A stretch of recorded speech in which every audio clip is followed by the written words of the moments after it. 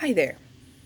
This is Ana Maria Izquierdo, Executive Director of Care for Your Health, and welcome to Coronavirus Elder Edition. Care for Your Health is a nonprofit based out of Maryland whose mission is to provide multicultural care for elders that promotes aging in place, supports life transitions, and enhances enjoyment. So bear in mind that that is my bias and where I come from. The reason for this video today is that I've been hearing how disheartening the messages are for our elders. You know, stay home and pray that others will do what they're supposed to do, otherwise you'll die. So let us talk about the facts and then let us talk about your role in all of this. And it's an important role, and it's not only a role of stay home and get out of the way, but it's an active role taking care of yourself, your risk, those that you care about, and the community at large. We're going to talk about four things. First, how to protect yourself. Second, how to protect your own, your own meaning not only your family, but your community. 3, how to protect your home. And 4, how to stay calm. Okay, so let's get started. Protect yourself. The first thing remains, very importantly, to be as healthy as you can be. So do what you have to do to stay healthy. Eat healthy. Remember, eating healthy is about eating green, eating local, eating fresh. And I think the summary of that all is if it doesn't rot, don't eat it. Avoid processed food to the extent that you can. The second piece of staying healthy is always about physical activity. And it's hard, and people are like, no, stay home, don't. Okay, so there are different ways of going about physical activity. You can do a stretching exercise at home. You can look for chair exercises, which exist, or chair dances, which exist in YouTube. So go and look for those. Or if you have a deck or you have a garden, gardening on your own with no company is good. So just look for something to stay active.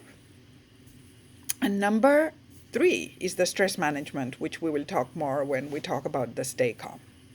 Okay? The second thing, it is important that you know how the virus spreads. Okay? The virus is a new virus. It came out of China as a mutation that happens frequently when humans and animals coexist, and has been spreading. We know that it has some respiratory components, so that the 2 meters or the 6 feet distancing comes from that, to avoid the micro droplets that when we speak and when we cough and when we sneeze come out. And we are starting to learn that it may remain in the surfaces, so cleaning. So learn about it. Please learn about it from reputable websites, from reputable sources of information. CDC is a great source for you, but anything you trust, make sure that they know what they're talking about and that it's not their job to sell more papers, but to keep you informed. Number 3, wash your hands. Wash the hands continues to be the pillar of what we need to do for prevention of infectious diseases. Actually, people think like we have all this technology that saves lives. The one thing that we discovered that has saved more lives ever is washing hands. You won't believe me, but it's true. So wash your hands. A lot of people are very concerned about the inaccessibility of alcoholic solutions. Let me tell you, soap and water are the best way.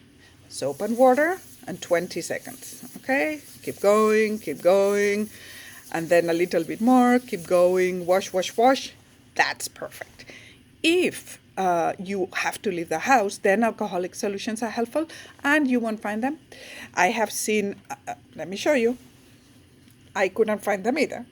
So I have seen a lot of recipes in the internet about how to make your own alcoholic solutions, and I've seen a lot of them with vodka and alcoholic beverages that you have at home.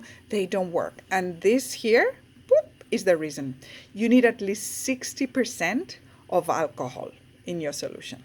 Okay, so anything that doesn't have 70% won't work. So if you have some alcohol left from something at home, that would be, some pharmacies have some alcohol left, not many. So if you're buying now, it will be a little bit late. But if you have some home, a third of this, a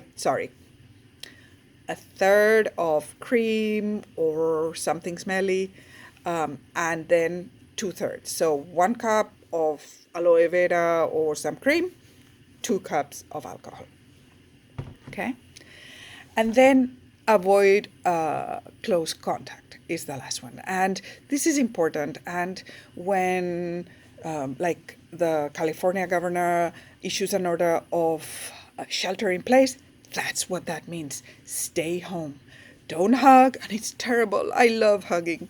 But don't. Okay? Don't shake hands.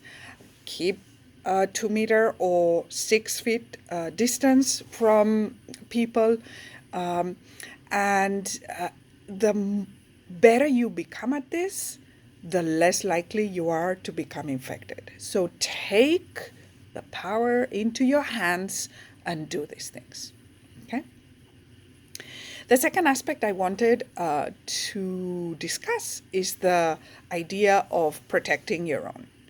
And if you look at the research there, it's very simple. If you're sick, remove yourself from your community.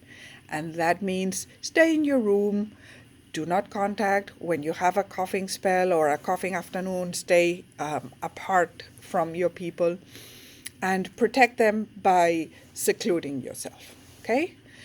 The second, and you've heard about it all along, and it's not only during coronavirus pandemic, but every flu season we say the same: cough, sneeze in your shoulder. Okay? And then I think we don't talk about this enough, but have a plan.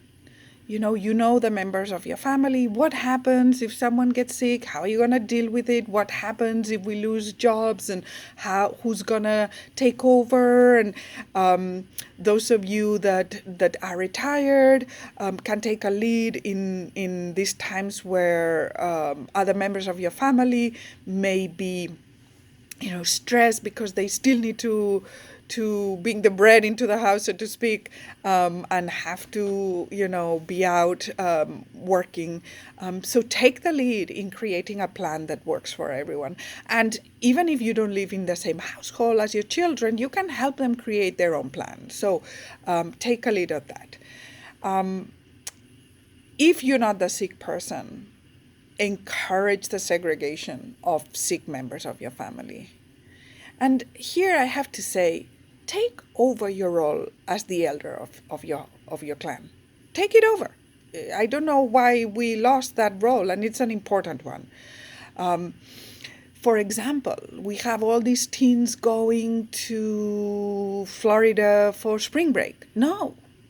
I mean, it's happening because they do not have the full frontal lobe executive function formed, and we take until we are 24 or 25 to develop completely. So our long-term planning is not very good when they're that young. You need to be that resource that keeps them home and just calms them down and doesn't freak them down. Just be that person. You can be it, and it's an important role that elders have always had in our community and that you need to take back. And then know the risk of the children. It's been said, children do good, and it is true that they do better than elders in the community, but there's still risk. So keeping kids at home, being a caregiver, a remote caregiver, keeping them entertained, looking for work, teaching them history, understand that it's not a risk-free environment for children and that you have a role to play in that. In terms of protecting your home, two things, which is really one thing with two aspects. Clean, clean, clean, clean, and then clean some more. And please, I'm not saying the ladies need to be doing this only, everybody in the family, particularly the dirty surfaces. Clean. Keep your house clean. This is a time to be fastidious with your cleaning in the house. Okay? And then finally, the keep calm. I think there's a lot of misinformation going around, and you need to be careful with what information you trust. We have lived through other, as a human race, through other episodes of this, and we just need to do what we need to do, okay? There will be no economy to go back to if we're all dead. So just take that lead of, don't worry, this too shall pass, and keep people calm. Now, things to do about that. First, turn off the TV, please. And it's good to be informed, but you don't need to be informed 24 hours a day. Choose a time during the day where you will get information. Choose a good, reliable source of information. And the rest of the day, turn it off. And I mean Facebook, and I mean Instagram, and I mean WhatsApp groups, and I mean everything. Okay? Number 2 is take care of your body. And not only what we were talking about staying healthy. Take deep breaths, meditate, do yoga. Again, the exercise, sleep. And if you cannot sleep, lay down and rest. And do try as much as possible to avoid drinking alcohol or using drugs if you use them, because it's not a good time for you to be using those. And this, I want to make a parenthesis on the known facts here, but there's some research coming out, a very interesting research about the effects of zinc on the polymerase protein of the viruses, and possibly on the effects that the zinc has on chloroquine, which is the malaria medication that you've been hearing about. And maybe its protective effects. We don't know, so don't go rushing and buying zinc, but it wouldn't hurt to eat foods that have more zinc. For instance, beef has more zinc, so if you're gonna choose a red meat, make it beef, or shellfish. So that is fish that have shell in the exterior, like shrimp and such. The other thing, if you're vegetarian and you cannot avail yourself of those sources of zinc, cashew nuts have zinc, or for instance, pumpkin seeds. So maybe increase the amount of zinc. And again, these things are changing. There are a number of studies happening in Europe. I'm sure we're going to get some studies here in the US. So as soon as I hear something new, I'll create a new video and inform you. Don't go out shopping for malaria medication, because we don't know that that is working and it has an adverse effect profile, but maybe increase your zinc. Make time to unwind. And I'm not talking about sleeping, although sleeping is essential. I'm talking about doing things you enjoy. People are like, but I cannot go out gardening because I cannot go out. I'm like, well, do you have a closed little garden in the back of your yard, and is anyone there? If you're alone and there's no one there, go and do it if you've enjoyed it. If you enjoy reading, or you enjoy stitching, or you enjoy whatever it is, make some time to do that. Okay? You need to allow the adrenaline in your body to settle down for at least a time during the day. And then make time to connect with others. We cannot connect directly, but grab a phone and call someone. check on your friends, make sure everyone is doing fine, share your stressors, and bitch about it if it makes you feel more comfortable. But just because we need to isolate ourselves in terms of the disease doesn't mean we need to isolate ourselves socially. Okay? So distancing, yes, isolating, no. So I hope this is helpful. This too shall pass. Please do not worry, do not feel hopeless. There is a lot of hope, and you have a role to play. Go there and make this a better world.